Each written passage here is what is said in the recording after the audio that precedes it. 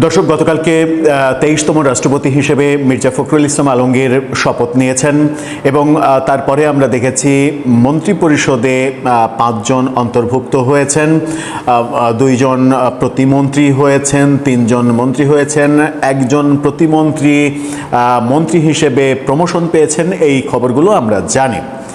গতকালকে বঙ্গভবনে বড় আয়োজন ছিল। বঙ্গভবনে প্রচুর অতিথি ছিলেন।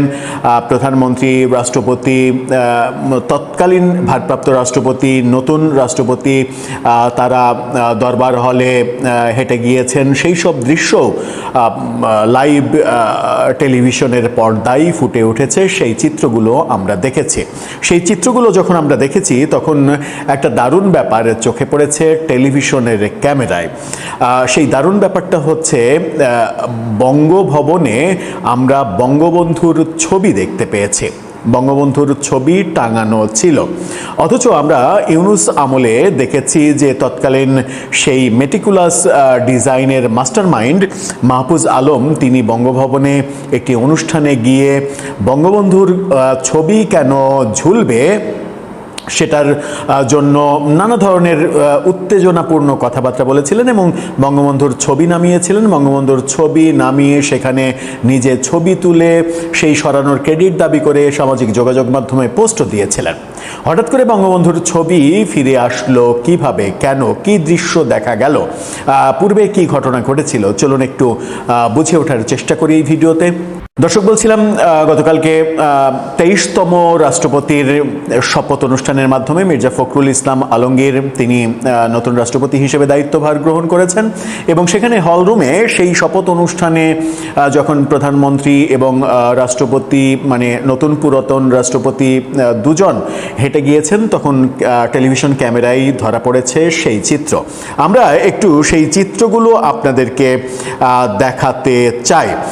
প্রথমে স্থির চিত্রটা দেখুন, যেখানে মানে সাবেক ভারপ্রাপ্ত রাষ্ট্রপতি হাফিজউদ্দিন আহমেদ এবং নতুন রাষ্ট্রপতি মির্জা ফখরুল ইসলাম আলমগীর তারা হেঁটে আসছেন এবং মাথার উপরে দেখুন যে এই সেই ফ্রেমে আমরা 4 জনের ছবি দেখছি। তার মধ্যে বঙ্গবন্ধুর ছবি 2 নম্বরে দেখা যাচ্ছে, এরপরে তাজউদ্দিন আহমেদ এবং কামারুজ্জামানের ছবি এবং বামে আরও 2 জন জাতীয় নেতার ছবি। অর্থাৎ ছবিটাকে যদি একটু বড় করা যায় তাহলে সেখানে জাতীয় 4 নেতা এবং বঙ্গবন্ধুর ছবি দেখা যাচ্ছে।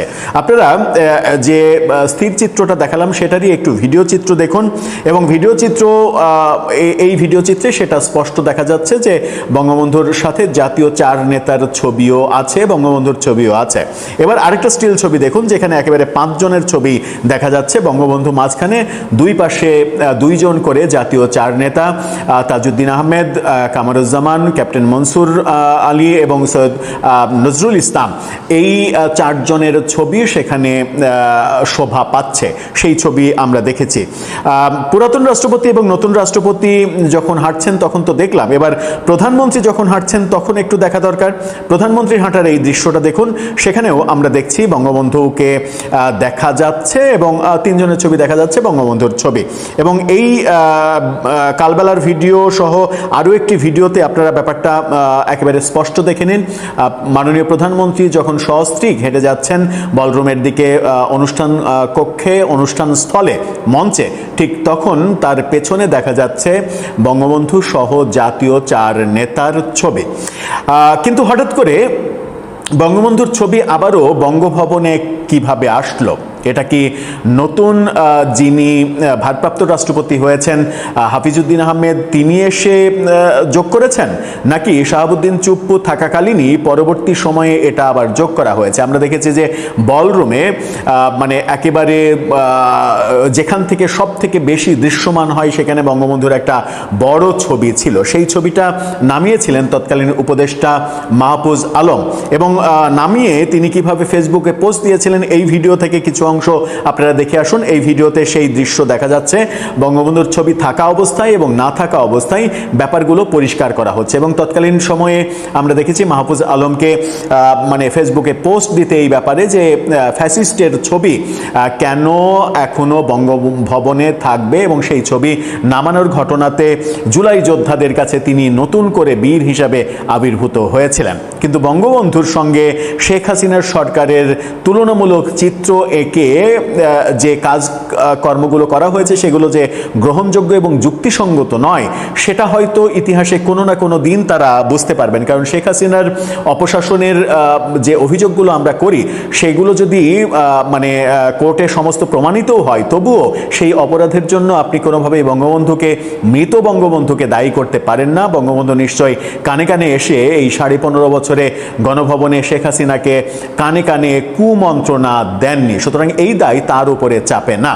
আবার এই বঙ্গবন্ধুর ছবি নামানোর ব্যাপারই শুধু না, তৎকালীন সময়ে পররাষ্ট্র মন্ত্রণালয় এবং পররাষ্ট্র উপদেষ্টা তাকে পাশ কাটিয়ে অন্য একজন উপদেষ্টার মানে ব্যক্তিগত টেলিফোনে কোনো অফিসিয়াল আদেশ না দিয়ে সারা পৃথিবীতে যত কনসুলার অফিস রয়েছে বাংলাদেশের সমস্ত অফিস থেকে তৎকালীন রাষ্ট্রপতি শাহাবুদ্দিন চুপ্পুর ছবি একদিনে নামানোর ঘটনাও ঘটেছিল। অর্থাৎ ডক্টর ইউনূসের আমলে যা কিছু হয়েছে সেই ম্যাক্সিমামগুলোই যে সংবিধান বিরোধী, আইন বিরোধী হয়েছে সেগুলো তো আমরা জানি। কিন্তু এখন যখন বিএনপি সরকার এবং নতুন রাষ্ট্রপতির শপথ হলো যেদিন, এবং সেই সময়ে বিএনপিরই একজন নেতা যিনি স্পিকার থেকে ভারপ্রাপ্ত রাষ্ট্রপতি হয়েছেন, তিনি বেশ কয়েকদিন রাষ্ট্রপতি হিসেবে দায়িত্ব পালন করছেন, তিনি দায়িত্ব পালন করা অবস্থায় বঙ্গবন্ধুর ছবি বঙ্গভবনে দেখছি, এটা একটা রাজনৈতিক সৌন্দর্য। যখন মাননীয় প্রধানমন্ত্রী হিসেবে তারেক রহমান হেঁটে যাচ্ছেন,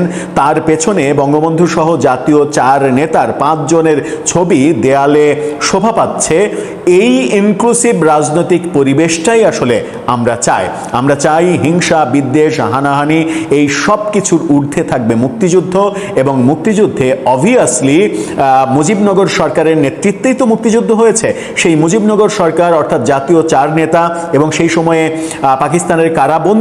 পাকিস্তানে কারাবন্দী অবস্থায় থাকা বঙ্গবন্ধুর ক্রেডিট যদি আপনি অস্বীকার করতে চান, তাদের স্মৃতি, তাদের ছবি যদি মুছে ফেলতে চান, তাহলে ইতিহাস এর দায় শোধ করবে হয়তো এর চাইতেও নোংরা কোনো ঘটনা দিয়ে, যেদিকে আমরা যেতেও চাই না, যেটা আমরা প্রত্যাশাও করি না। কারণ আমরা সাধারণ মানুষ একটু শান্তিতে এবং রাজনৈতিক সহ অবস্থানের মধ্যে বাস করতে চাই।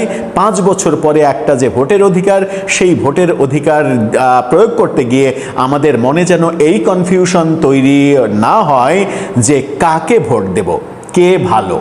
দর্শক, আপনার মতামত এই ব্যাপারে জানিয়ে লিখতে পারেন আমাদের কমেন্ট বক্সে। আসসালামু আলাইকুম প্রিয় দর্শক, কোনো সরকারের মন্ত্রিসভার সদস্যদের রদবদল নিশ্চয়ই নতুন কিছু নয়, এটি স্বাভাবিক ঘটনা।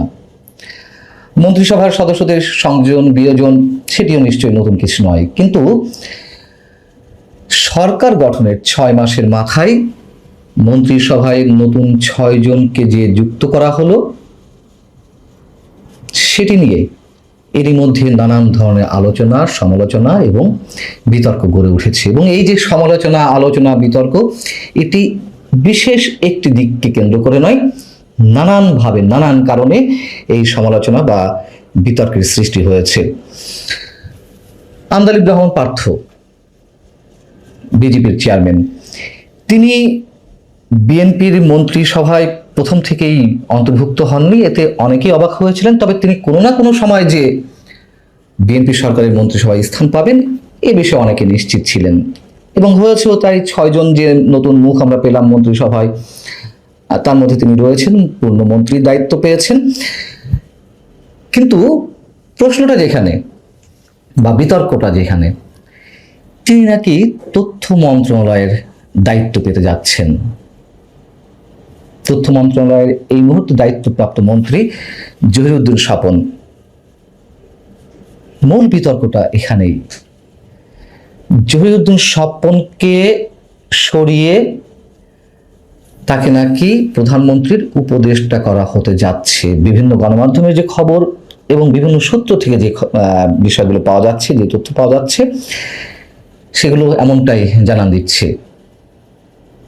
কিন্তু উপদেষ্টা পদ থেকে মন্ত্রী হওয়া বা প্রতিমন্ত্রী হওয়া এর অনেক নজির রয়েছে। সে আওয়ামী লীগ সরকারের সময় হতে পারে বা এর আগে পরে অন্যান্য সরকারের সময় হতে পারে, অন্তর্বর্তী সরকারের সময় তো রয়েছেই। কিন্তু পূর্ণমন্ত্রী থেকে উপদেষ্টা পদে যাওয়া, আমার ধারণা, আমার যদি বিশেষ কোনো ভুল না হয়ে থাকে, একেবারে নজিরবিহীন ঘটনা। জহিরুদ্দিন স্বপন সম্পর্কে বিএনপি সরকারের শুরু থেকেই দলের মধ্যে এক ধরনের কানাঘুষা ছিল যে তিনি সংস্কারপন্থী নেতা ছিলেন। ওয়ান ইলেভেন সরকারের সময় তিনি সংস্কারপন্থী হিসেবে নিজেকে তুলে ধরেছিলেন এবং সেই জায়গা থেকে তাকে নাকি পূর্ণমন্ত্রী করা ঠিক হয়নি, এই ধরনের নানান ধরনের কথাবার্তা ছিল। কিন্তু এসবের সঙ্গে নিশ্চয়ই আমরা একমত পোষণ করতে পারি না। সংস্কারপন্থী হিসেবে আওয়ামী লীগের বর্ষিয়ান নেতা তোফায়েল আহমেদ, আব্দুর রাজ্জাক, আমির হোসেন আমুদেরকে একটা পর্যায়ে কোণঠাসা করে রাখা হলো। দলের নীতি নির্ধারণী পর্যায় থেকেও ছিটকে ফেলা হলো। পোর খাওয়া এই রাজনীতিবিদদেরকে দল থেকে বেশ খানিকটা দূরে সরিয়ে রাখার কারণে নিশ্চিতভাবে আওয়ামী লীগকে অনেকভাবে খেসারত দিতে হয়েছে। এদিকে জহিরুদ্দিন স্বপন তো তার দায়িত্ব মোটামুটি ঠিকঠাক ভাবেই পালন করছিলেন। এই 6 মাসে তাকে নিয়ে কোনো ধরনের কোনো বিতর্ক গড়ে ওঠেনি। যদি কেবলমাত্র সংস্কারপন্থী হিসেবেই তাকে মন্ত্রিত্ব থেকে সরানো হয়ে থাকে বা সরানো হয়, নিশ্চয়ই বিএনপিও ভুল পথে যেতে চলেছে আওয়ামী লীগের মতো। এদিকে যাকে নিয়ে দল, মানে বিএনপির যে দলীয় নেতাকর্মী এবং দলের বাইরে যেই ব্যক্তিকে নিয়ে তুমুল বিতর্ক, তিনি হচ্ছেন পররাষ্ট্র উপদেষ্টা। এই মুহূর্তে তিনি তো আর উপদেষ্টা নেই, প্রতিমন্ত্রীর দায়িত্ব পেয়েছেন। যাও, সাবেক পররাষ্ট্র উপদেষ্টা হুমায়ুন কবির তার কূটনৈতিক জ্ঞান নিয়ে তিনি নিজে এই 6 মাসে অনেকভাবে প্রশ্নবিদ্ধ করেছেন। তাকে নিয়ে অনেক ধরনের সমালোচনা। অনেকের ধারণা ছিল যে তাকে বোধহয় দায়িত্ব থেকে সরিয়ে দেওয়া হবে এবং এই ধারণাটি বদ্ধমূল হয়েছিল মানুষের মনে। শেষ কিছুদিন তিনি যে বড় বড় কথা বলতেন, নানান ধরনের মানে জ্ঞানগর্ভ কথাবার্তা নিজের পক্ষ থেকে নিজেকে জাহির করা, সেগুলো অনেকখানি কমে গিয়েছিল। কিন্তু দেখা গেল যে তিনি উল্টো আরো পুরস্কৃত হলেন। তিনি যে উপদেষ্টা দায়িত্বে ছিলেন, প্রতিমন্ত্রীর পদমর্যাদা উপদেষ্টা, সেখান থেকে তাকে সরাসরি মন্ত্রণালয়ে নিয়ে আসা হলো, প্রতিমন্ত্রীর দায়িত্ব দেওয়া হচ্ছে। তিনি নাকি পররাষ্ট্র প্রতিমন্ত্রী হতে যাচ্ছেন। এদিকে শামা ওবায়দ, তিনিও তো প্রতিমন্ত্রীর দায়িত্ব রয়েছেন পররাষ্ট্র মন্ত্রণালয়ে। তাহলে শামা ওবায়দকে কোথায় দেওয়া হবে সে সম্পর্কে কেউ নিশ্চিত করে বলতে পারেনি। কেউ কেউ বলছেন তিনি এই মন্ত্রণালয়ে রয়ে যাবেন। তো এই মন্ত্রণালয়ে যদি রয়ে যায়, দুজন তো আর প্রতিমন্ত্রীর দায়িত্বে থাকতে পারেন না, তাই না? তাহলে শামা ওবায়দ কি পূর্ণমন্ত্রীর দায়িত্ব পাচ্ছেন? শামা ওবায়দ যদি পূর্ণমন্ত্রীর দায়িত্ব পান, তাহলে কি ডক্টর খলিলকে সরিয়ে দেওয়া হবে? অনেকে বলছেন, অনেকে এই ধরনের গুঞ্জন ছড়াচ্ছেন, কিন্তু আমার মনে হয় এই মুহূর্তে সেটি একেবারেই অসম্ভব। মানে এটি হওয়ার কোনো কারণ নেই। যদি হয়ে থাকে, যদি ডক্টর খলিলকে সরিয়ে দেওয়া হয় পররাষ্ট্র মন্ত্রণালয়ের দায়িত্ব থেকে বা মন্ত্রী পরিষদ থেকে, নিশ্চয়ই এটি হবে বিএনপির একটি বড় চমক, নিঃসন্দেহে। তবে সেই সম্ভাবনা আপাতত নেই, এটুকু বলা যায়। এর বাইরে বেসামরিক বিমান পরিবহন ও পর্যটন মন্ত্রণালয়ের প্রতিমন্ত্রী হিসেবে যিনি দায়িত্ব পালন করছিলেন এম রশিদুজ্জামান মিল্লাত, তিনি পূর্ণমন্ত্রী হচ্ছেন। তার হওয়াটা স্বাভাবিক, তার কারণ তিনি দলের মধ্যে অনেক বেশ শক্তিশালী অবস্থানে রয়েছেন। আমাদের প্রধানমন্ত্রী তারেক রহমানের খুব কাছের লোক। আর ডক্টর আব্দুল মঈন খান বিএনপি স্থায়ী কমিটির সদস্য, বর্ষিয়ান রাজনীতিবিদ, তাকে পূর্ণমন্ত্রী করা হয়েছে। তিনি নাকি স্থানীয় সরকার মন্ত্রণালয়ে দায়িত্ব পেতে যাচ্ছেন, যেই দায়িত্বে ছিলেন মির্জা ফখরুল ইসলাম আলমগীর। নিঃসন্দেহে তিনি তার যোগ্য সম্মানটি পেয়েছেন এবং এই পদটি তো বা এই মন্ত্রণালয়টি তো অনেক বড় মন্ত্রণালয় এবং খুবই গুরুত্বপূর্ণ, এবং দলের নেতাকর্মীদের জন্য এই মন্ত্রণালয়টি খুবই গুরুত্বপূর্ণ। সেই জায়গা থেকে ডক্টর আবু মঈন খানকে যে এই মন্ত্রণালয় দেওয়া হয়েছে, এটি একটি ভালো সিদ্ধান্ত। কিন্তু নজিরবিহীন ঘটনা স্থাপন করলো, মানে দৃষ্টান্ত স্থাপন করলো বিএনপি জহিরুদ্দিন স্বপনকে পূর্ণ মন্ত্রিত্বের জায়গা থেকে তাকে যদি সত্যি সত্যি কেবলমাত্র উপদেষ্টা করে রাখা হয়। দেখুন, মন্ত্রিত্ব থেকে সরানো হয়নি, কিন্তু দপ্তর পুনর্বিন্যাস করা হয়েছে এমন উদাহরণ তো আছে। আবার দপ্তরবিহীন মন্ত্রীও করা হয়েছে এমন উদাহরণও রয়েছে। সঞ্জিত সেনগুপ্তের কথা আপনাদের নিশ্চয় মনে আছে। রেলপথ মন্ত্রণালয়ের দায়িত্বে ছিলেন তিনি, এবং রেল মন্ত্রণালয়ের একটি দুর্নীতির অভিযোগকে কেন্দ্র করে তাকে দপ্তরবিহীন মন্ত্রী করে রাখা হয়েছিল, এমন এক্সাম্পলও আছে। কিন্তু উপদেষ্টা থেকে, মানে মন্ত্রী থেকে উপদেষ্টা করা হয়েছে এমন নজির সম্ভবত বাংলাদেশের ইতিহাসে আমার জানা মতে নেই।